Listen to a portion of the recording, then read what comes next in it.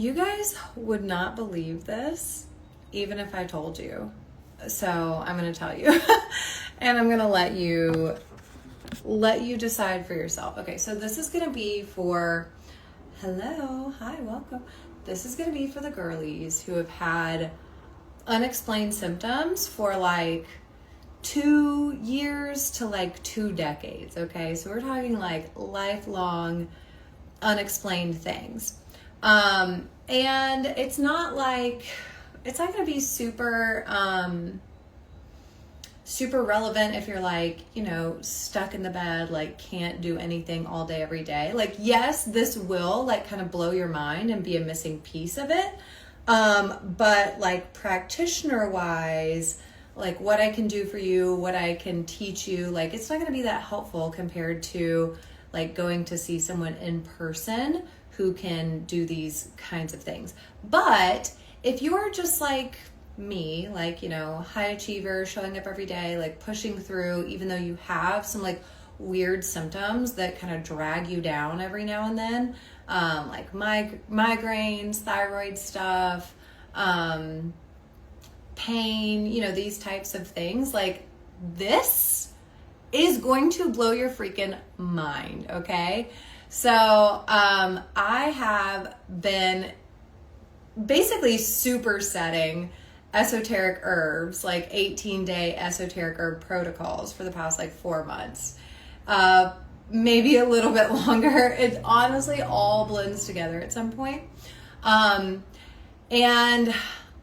I don't even know what I was trying to like fix. But I'll tell you what I was experiencing when I started really going in like 4 months ago. And I've been doing all these things for like years, but there just came a point when I was like, no, I don't care if I get migraines, detox reactions.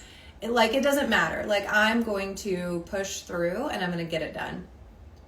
So if you don't know, esoteric herbs are this very niche thing. You cannot order them online. I don't make them myself.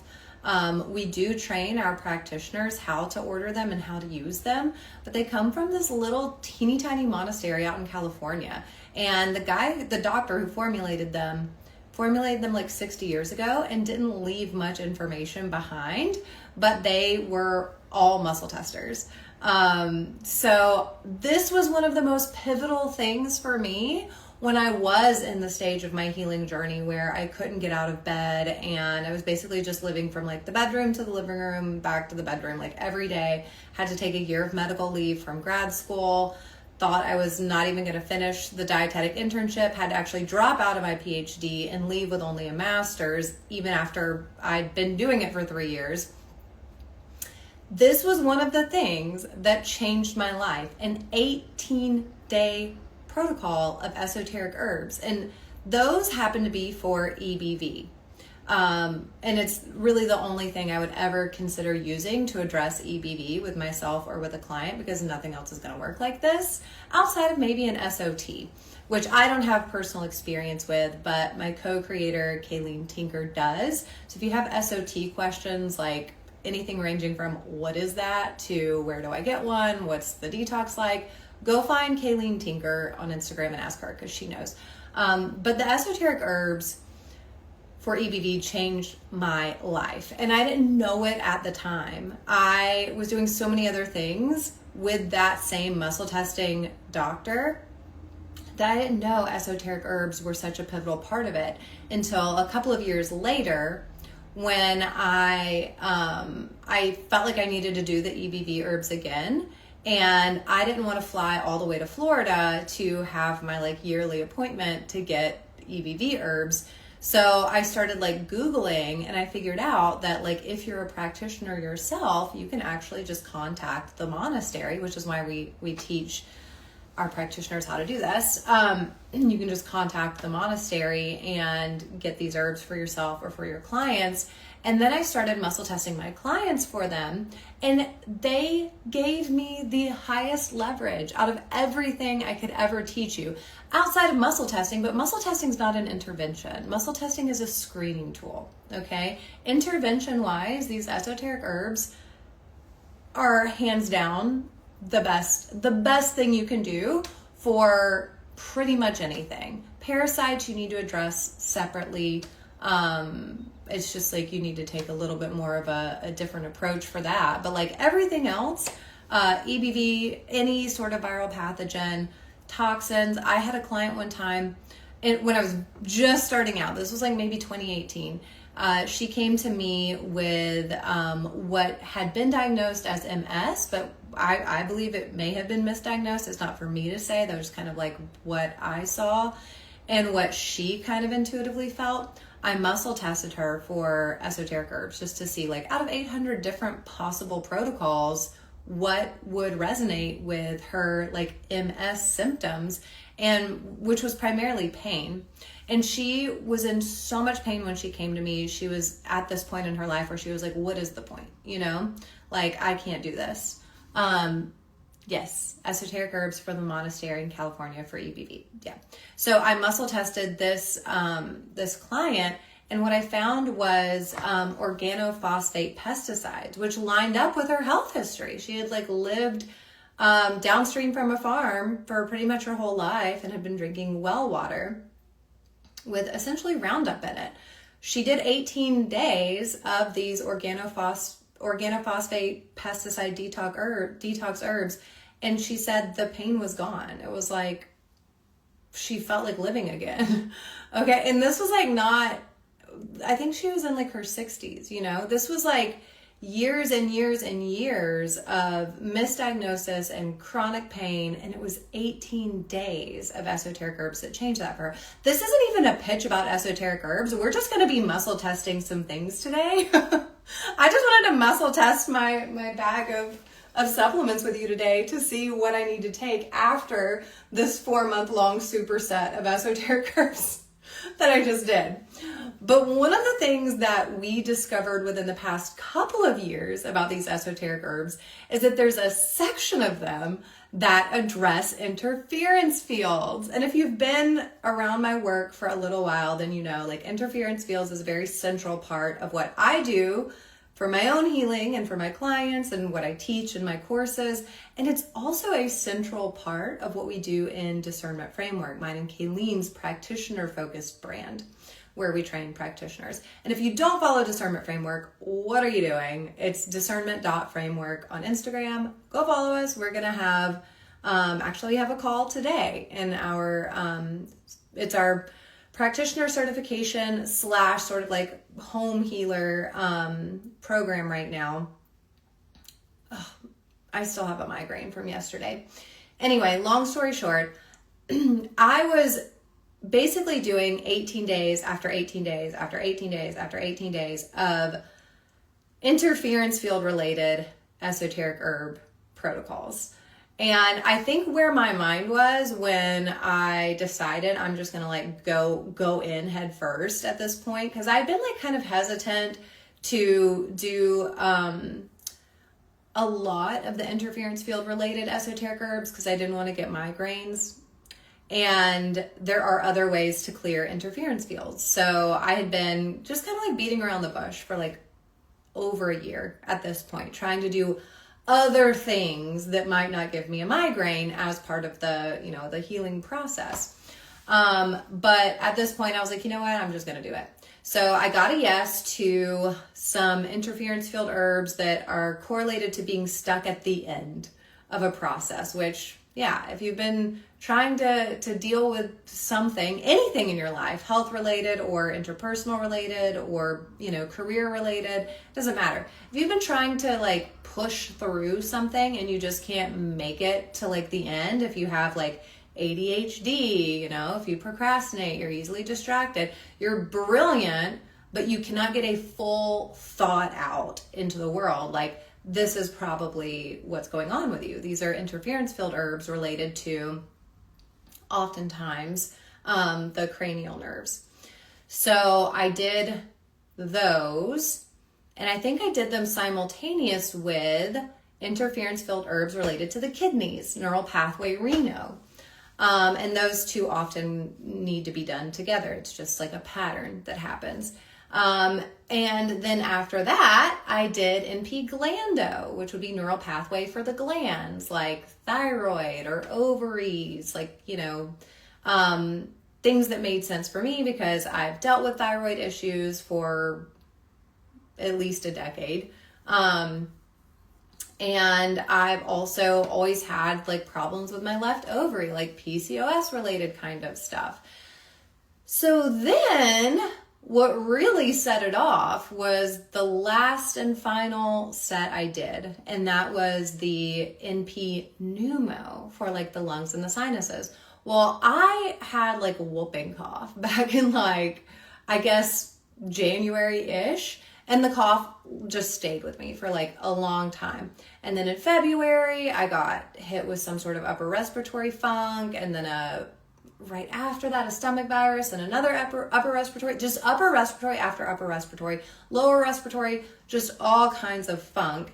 And I just kind of blamed it on like stress from, interpersonal things, co-parenting, if you follow me, then that can be stressful. And then also just my son being 4 years old and in school, like he just gets things.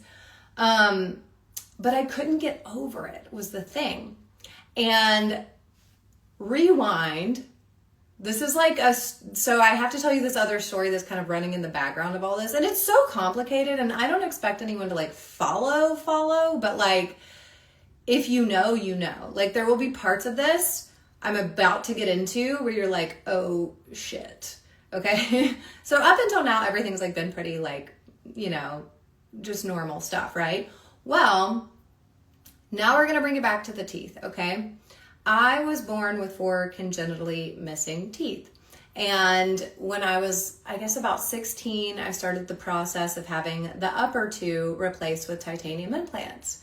And then in grad school, I had the lower 2 replaced with titanium implants. Well, the upper left had an abscess and I ended up having to get that out sometime around grad school. The upper right was all the way in my sinuses, which is not, I feel like is not uncommon, but this was like millimeters into the sinuses. And all of my health problems really started after this. I mean, I was born with like health problems, just like connective tissue disorder stuff, like Ehlers-Danlos, not great, like detox pathways, these types of things. I was treated for heavy metal poisoning when I was little, and then again when I was in undergrad. So the chronic illness stuff though, the lupus, the thyroid, like the mold illness, all of this really like got set off when I had these implant surgeries in high school. But I didn't think anything was wrong with the upper right. I thought the upper right was okay until I started learning about interference fields, and I realized that upper jaw dental work, either root canals or bridges or implants, are really prone to causing interference fields because of the ganglia that are basically right here, the sphenopalatine ganglia on either side, which, kind of innervate this whole area, the maxilla area.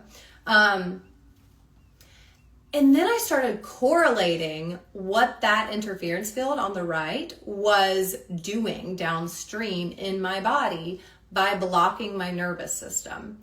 Not in all ways, but in specific ways. So it was causing a problem with my thyroid, causing a problem with my left ovary, causing a problem with right-sided migraines. Like the whole right side of my face had developed drastically differently than the left side of my face.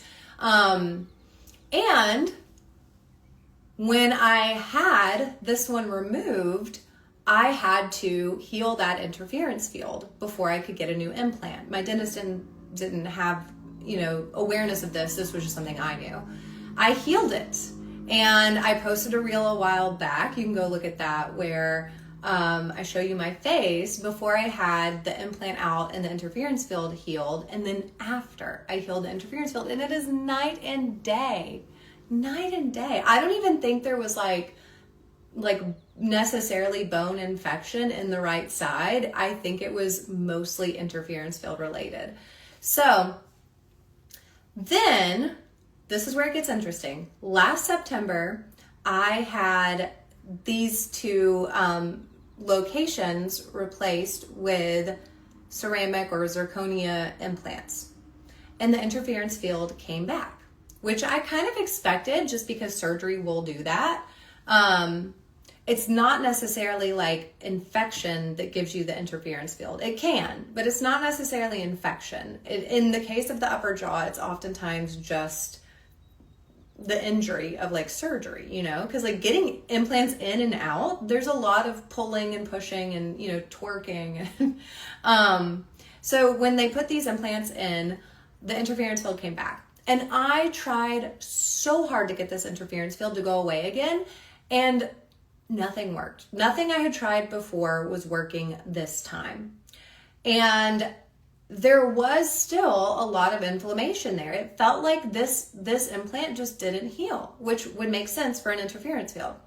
This one did. It healed perfectly. There's no bone death, nothing. It's amazing. This one, I always felt pain on the right side when I chewed, and severe pain, like nerve pain. Bones don't really have nerve endings, you know, so it was clear to me that like the interference field was the central issue here. It was not going to heal unless I fixed the interference field.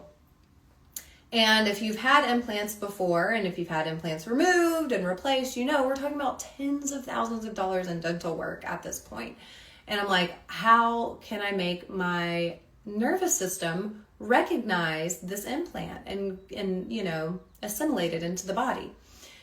So about 6 months at this point, six to 8 months had gone by since I had these two, you know, upper implants redone, and I was having major issues on the right side. And every time I brought it up to my dentist, he would do a scan, or he would, you know, check it out, and he'd be like, no, it's fine. There's absolutely nothing wrong here. Let's just keep checking it. And I knew there's an interference field and it's not going to heal. Well, a couple weeks ago, I started the NP Pneumo herbs because I found an interference field here in the upper jaw was causing an uptake problem with my right lung. I know I'm super in the weeds now, and you guys are probably just like, what is she talking about? But picture this. It's been basically 4 months, 5 months, the entire 2026 and a little bit of the end of 2025, where I've had respiratory problems, like serious respiratory like issues going on that I just could not get over. Like I've had a cough for months and months. So it was kind of like not surprising to me that I had an uptake issue in my right lung. And that it correlated, well, I guess the part where it correlated with the interference field was like kind of surprising to me. I was like, oh, so this thing is causing all sorts of issues. So kind of separately, not even thinking, I was like, okay, I'm going to have to do some sort of like interference field thing to get rid of this, probably release stuck trauma, which is my kind of go-to method for releasing interference fields. It works super well. You don't need any tools to do it. You do it right at home by yourself. If you want to learn this, comment RST70, and you can get it 70% off right now. It only takes 6 weeks. So I thought, yeah, I'm going to have to do release stuck trauma. And I think I even muscle tested it, and that was the priority. It was like the way that I should fix this interference field that's giving me uptake problems with my lung is release stuck trauma. So sort of separately, I go and muscle test the monastery catalog again for esoteric herbs. And I'm like, okay, well, should I take some more esoteric herbs related or unrelated to, you know, the things that I've already like figured out I need to address right now? And I got a yes to the neural pathway Pneumo. And I ordered them, and then I kind of put 2 and 2 together, and I was like, wait, is this gonna fix the uptake problem in my lung? Because Pneumo lung, like that would make sense.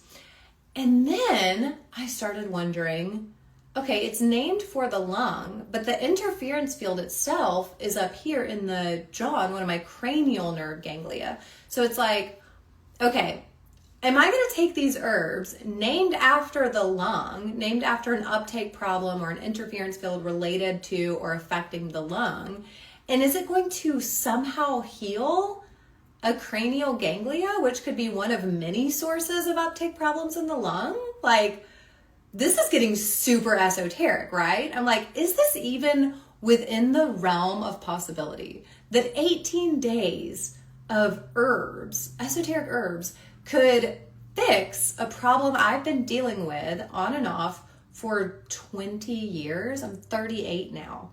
Okay. So like, I don't know, but I'm going to take them and find out.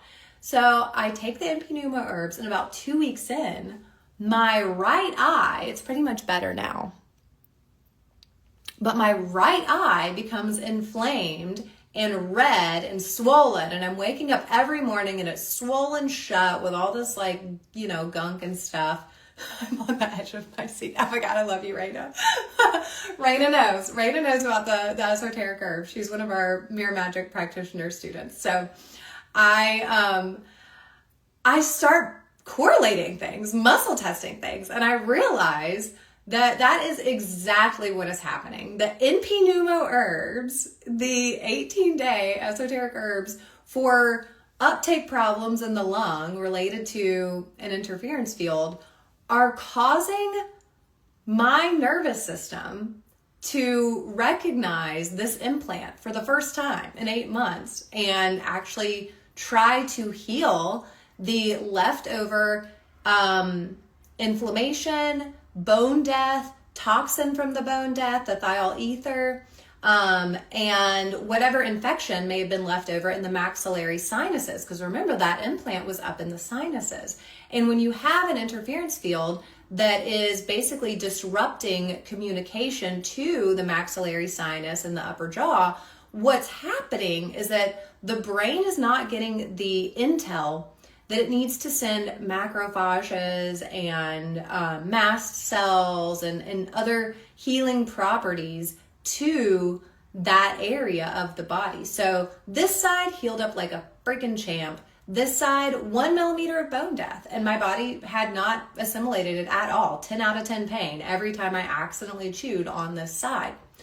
So what I realized, I did muscle testing. I don't have it out right now, but I got my vials and my discs, everything out, my pathogens, my toxins. The only thing that correlated to this eye inflammation was thiol ether, the toxin produced when bone dies. Very specific. And I tried HOCl in the eye, which would get any sort of toxin or any sort of pathogen. It would clear it up right away. It's always clears it up right away. If I have some sort of infection somewhere, HOCl will do the trick. It did nothing. I tried it multiple times, throughout a couple of days, nothing. So I knew that bone death was what was triggering the eye issue. And I knew through muscle testing that the esoteric herbs were causing my body to finally recognize the bone death and go ahead and let that implant heal into my bone.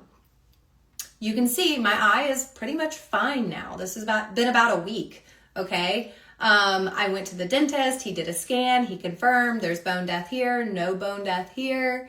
This was like last week. I'll go back in a few more weeks and do another scan, hopefully, and then we'll see what happened.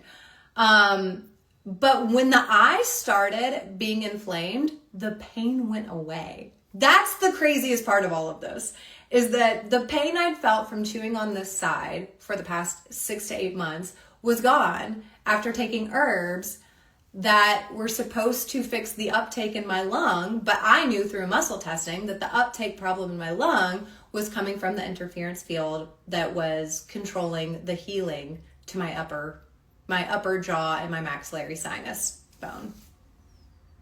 Okay, so now that we're all up to speed, I muscle tested that I could stop taking the Impinuma herbs, even though I wasn't completely finished. I still had another week at least of the herbs, but because I had superset the herbs, I had probably not been ovulating regularly for a few months.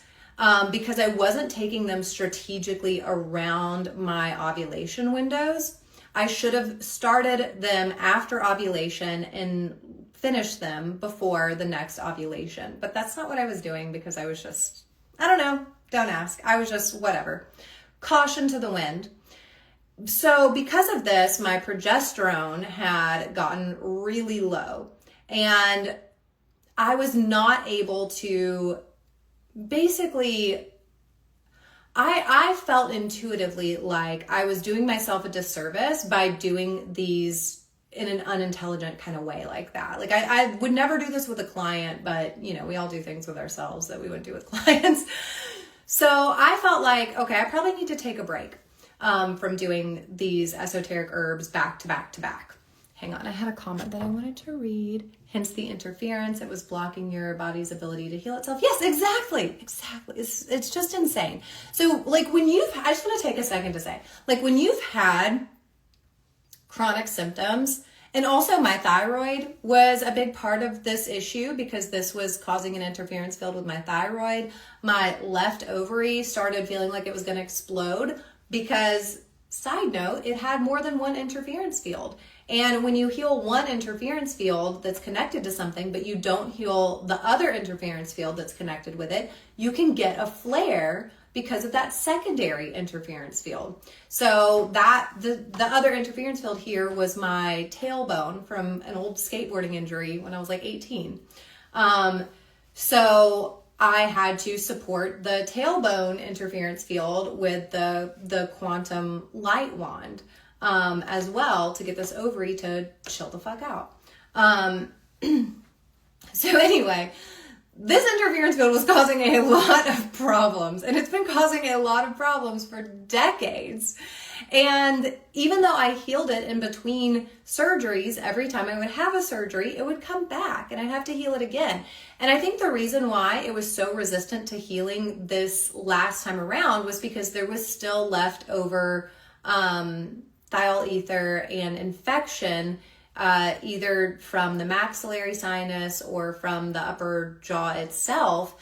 And healing an interference field, it requires you taking multiple things into consideration. It might not just be a scar or an injury. There might be toxins and pathogens that you also have to address in order to heal that interference field.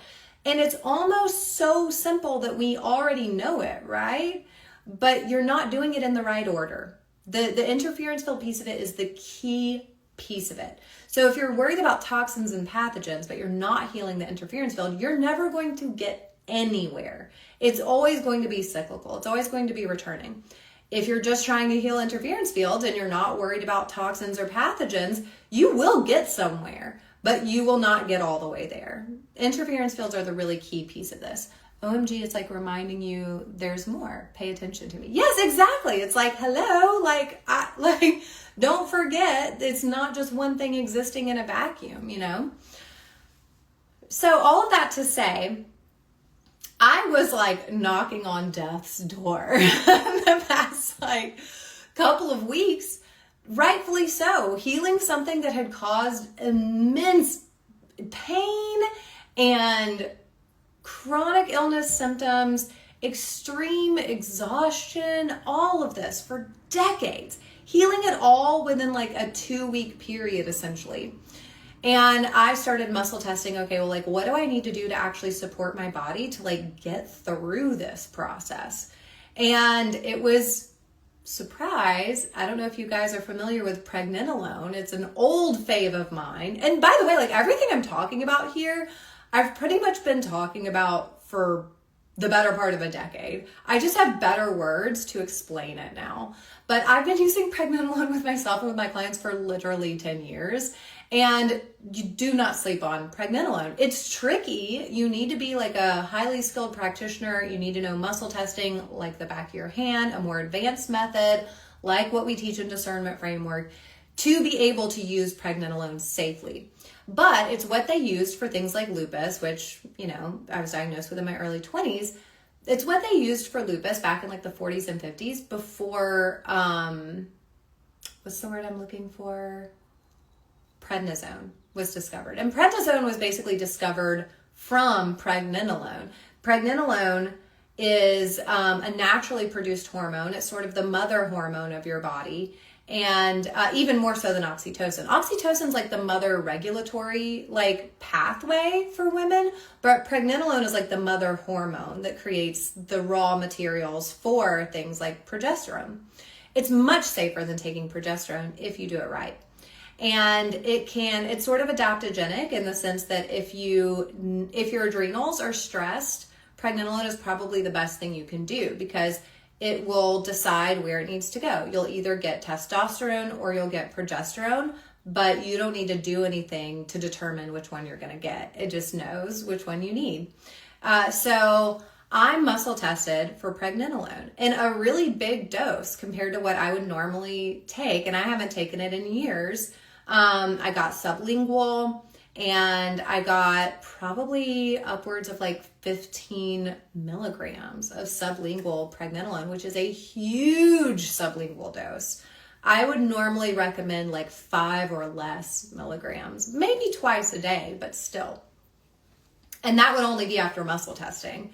But my body needed that mild steroid activity and that progesterone support to make it through the insane amount of detox that was happening in my body. I mean, it felt like I was trying to pass golf balls through straws out of my head and down my neck. That's the amount of glymph and lymph that was being trapped in my head and my face because of this interference field.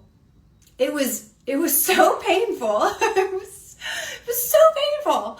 I had like low grade fevers. It was very intense, but because, as a practitioner, we often play a little bit more fast and loose with our own bodies than we would with our clients. I wasn't really paying attention to how am I going to support my body through this. I was just like, let's get it done.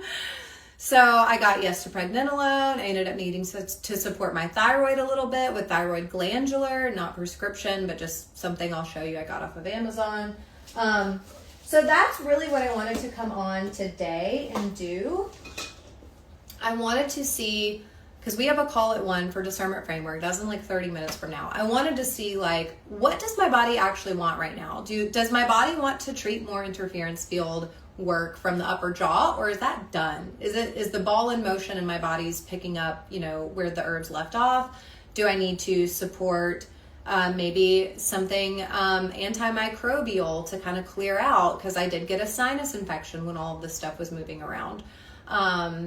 Do I need to go back and just start my regular herbs again as well? So we're going to muscle test that now that we've gotten through the whole background of what's going on. Okay. So I already did a little pre-muscle testing, but the first 2 things I muscle tested this morning before I decided to go live and muscle test it on the call was the staff esoteric herbs, which I have been getting a yes to for all of this situation. Not the eye, but like the sinus infection that I got from moving all this stuff around. And then pregnenolone as, just a little bit of support, hormonal and steroidal support, adrenal support, basically making me feel like I'm not dying. So I did get a yes to these, but I'm going to show you like the correlation of like why, because I don't know yet, like for sure why I got a yes to these today. Okay.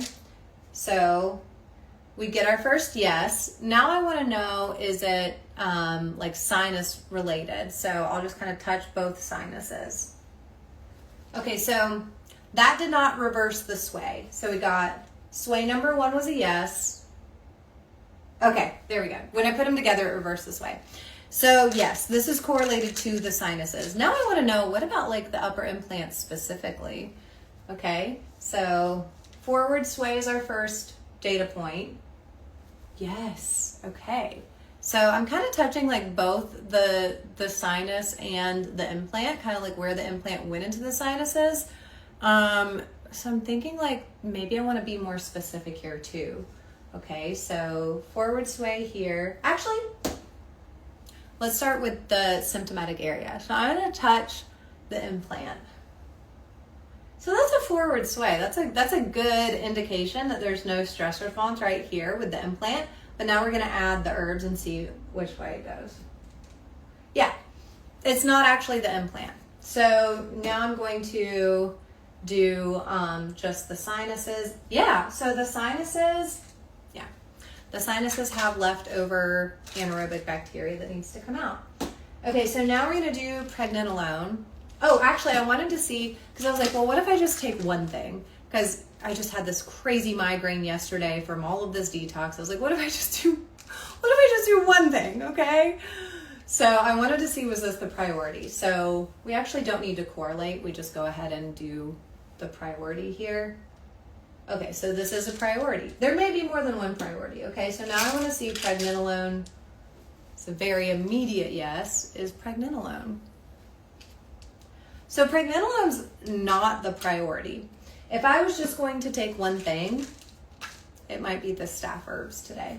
But now I want to see, should I take the normal stuff that I take? So I do hyaluronic acid, and then 15 minutes later, all the stuff that's in here, which is like phospholipids and all kinds of herbs, lime, Curse-19, vitamin D, like all kinds of things in here. Okay, so that seems like it might be a no, but let's make sure it's not a false no.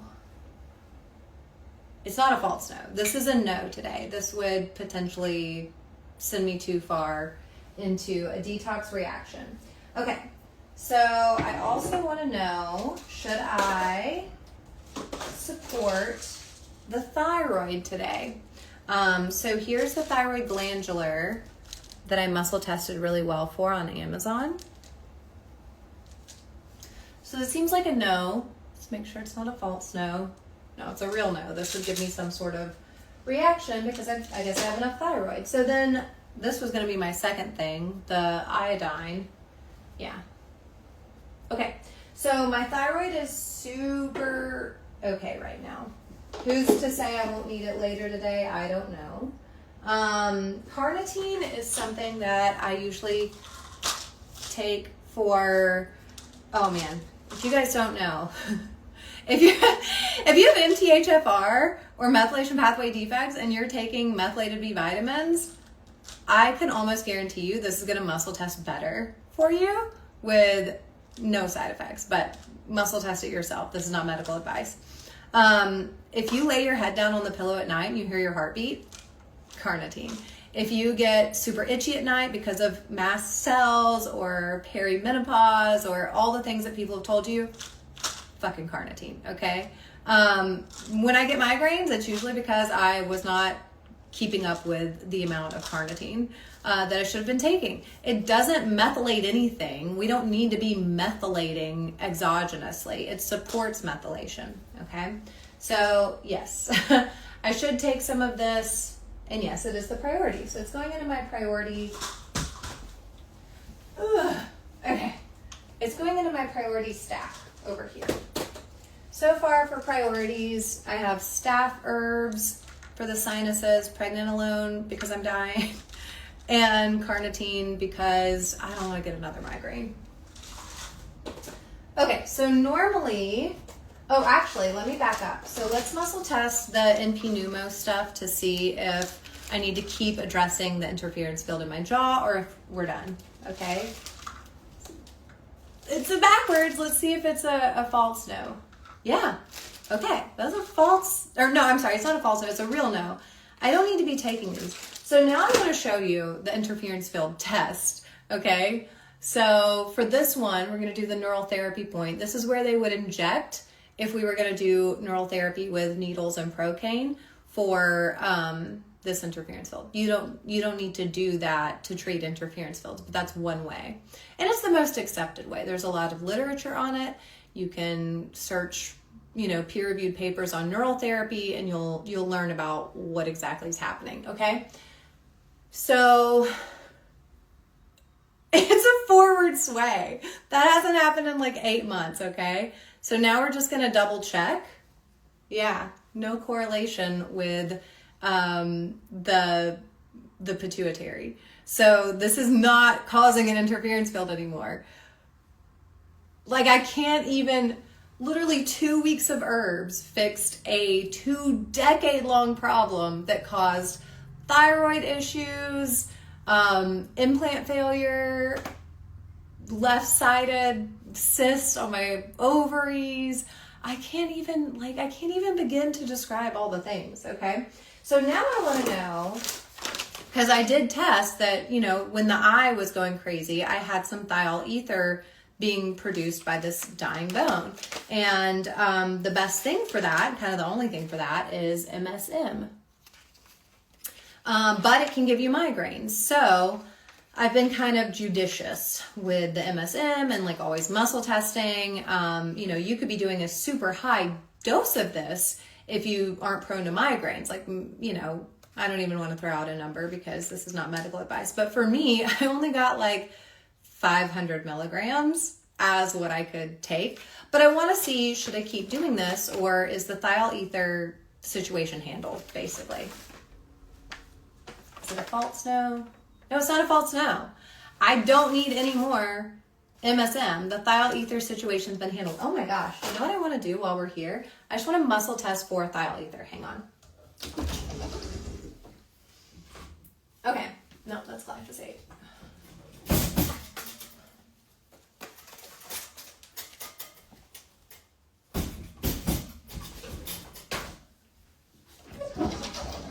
Okay, I know this is a long one, but if you get it, you get it, okay? So here's my thiol ether test kit. You can't get this unless you're a practitioner with the people that make these. And they're kind of like an if you know, you know kind of thing. They don't really want me like talking about it in conjunction with what I teach, because what I teach is different than what they teach. Okay, so let's see, the dilution I got was maybe D12 or D15. Yeah, I think it was D12. Okay, so let's go back to D12. This is just kind of telling you like how much, like how big of a thiol ether problem do you have? It's like different vials at different dilutions, essentially. Kind of like how they would do an A&A. It's like they dilute the specimen enough to like be able to test and see how severe the problem is. Okay, so all right, so before, when I was testing for thiol ether, I was testing against the eye because I was trying to figure out what was going on with the eye. But we could also test up here. Maybe we'll just do both. Okay, so the eye situation is actually a forward sway now. Yeah, no correlation with thiol ether. Let's just go right up in like here to get kind of that whole like little maxillary like area where the implant was. So that is a backward sway, but it could be because we still need to address the sinus infection with the staph herbs. But let's find out if there's still bone death. Hang on. Okay, so first sway. All right. First sway. I think I'm going to need to tap and tone. Hang on. Sometimes your muscle testing will just get kind of like wonky when you have been doing it for like an hour.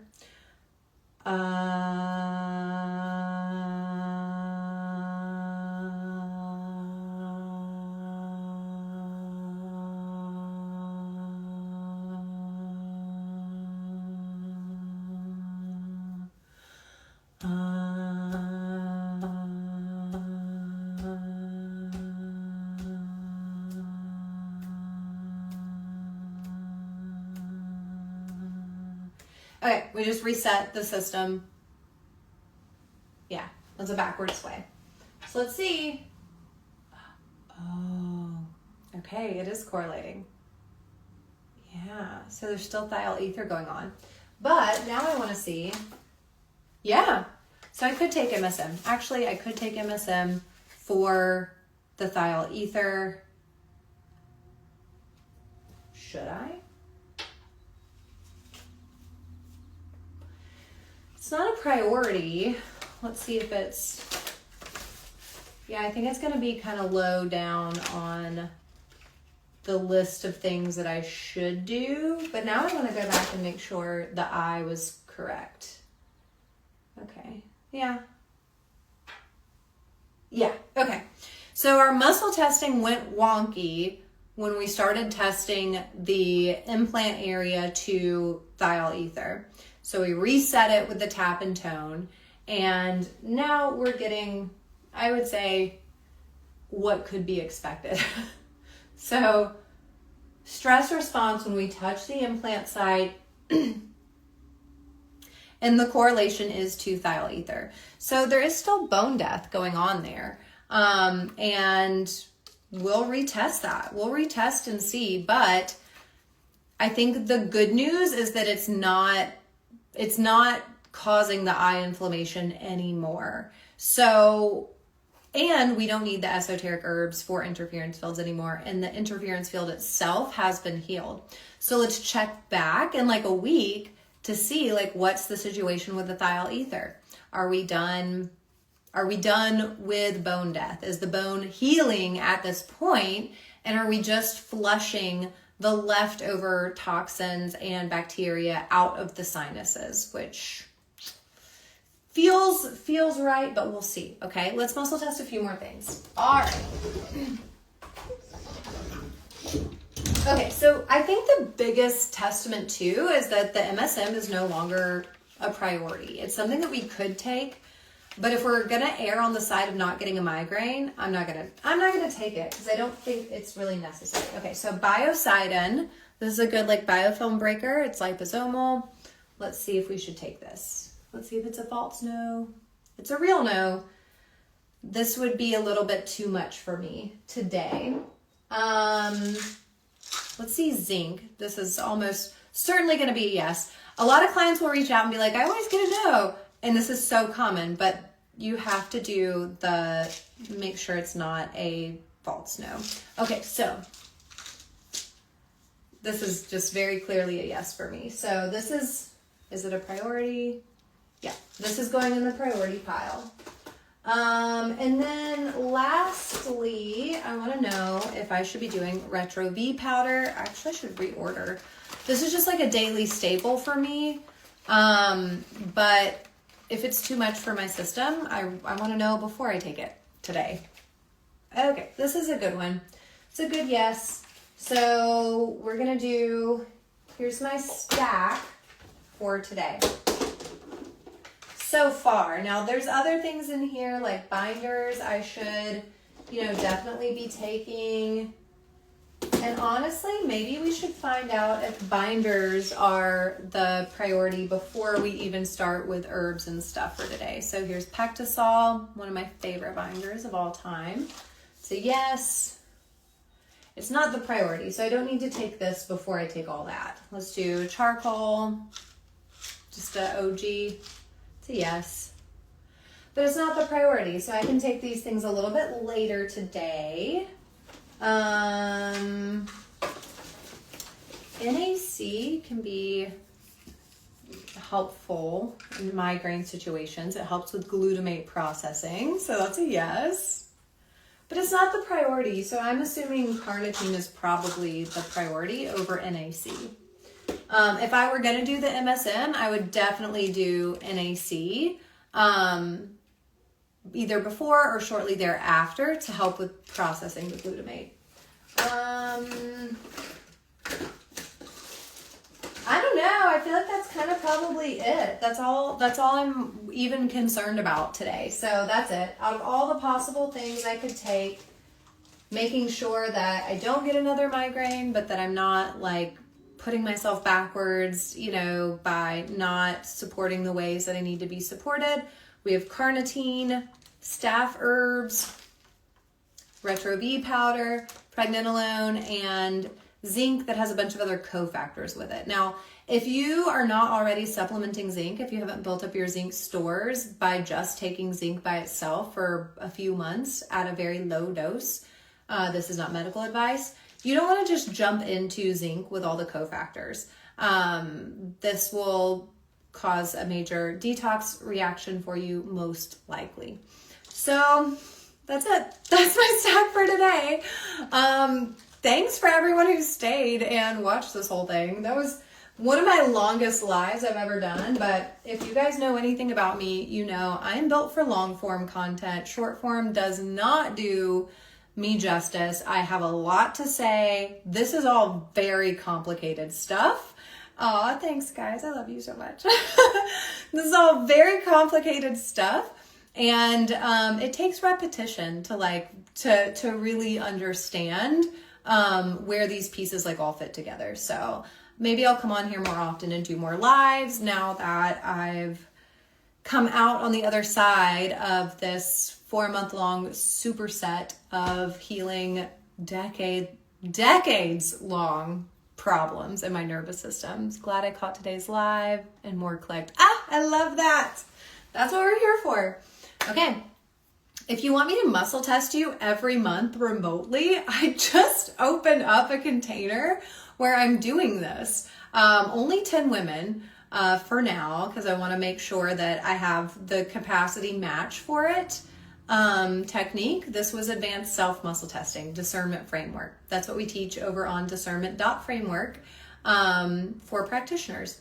I teach it in my personal stuff as well, but I teach it in very compartmentalized, structured sequences because it's too overwhelming unless you're gonna, come along for the journey of like 6 months of, actually learning it. So yeah, if you want me to muscle test you every month, slide into my DMs and I'll get you some info on that.